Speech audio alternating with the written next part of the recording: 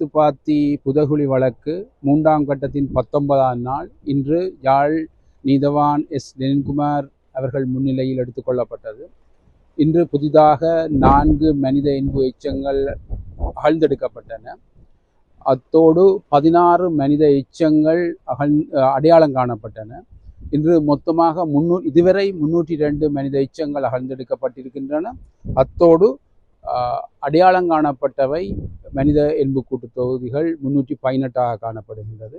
அத்தோடு இன்று அந்த மனித எச்சங்களோடு அக்யூமுலேஷன் என்று சொல்லப்படுகின்ற மனித குவியல் எலும்பு குவியல்கள் ஒன்றும் 20ஆம் இலக்கமிடப்பட்டு காணப்பட்டிருக்கின்றன. இந்த அகழ்பணி நாளை தொடர்ந்து 20ஆம் நாள் நடைபெற இருக்கின்றது. இன்று சான்று பொருட்கள் ஒன்றும் எடுக்கவில்லை. ஒரு குறிப்பிட்ட பகுதிகள் 6 மனித எச்சங்கள் ஒரே அளவில் போடப்பட்டு காணப்படுகின்றன. அத்தோடு ஒரு இடத்தில் அந்த கால் மடித்த நிலையில் புதைக்கப்பட்டதை காணக்கூடியதாக இருக்கு. எலும்புக்கூடுகளும் இருக்கின்றன. சிறுவர்களுடைய அதைத்தான் சொல்லணும். அங்காலயம் 6 இருக்குது, இஞ்சாலயம் 2 குவியல் மனித எச்சம் அடையாளப்படுத்தப்பட்டிருக்கு. ஆனால் அக்குமுலேஷன் 20 மட்டும், ஒரு குவியல் மட்டும்தான் இருக்கு. அடையாளத்தில்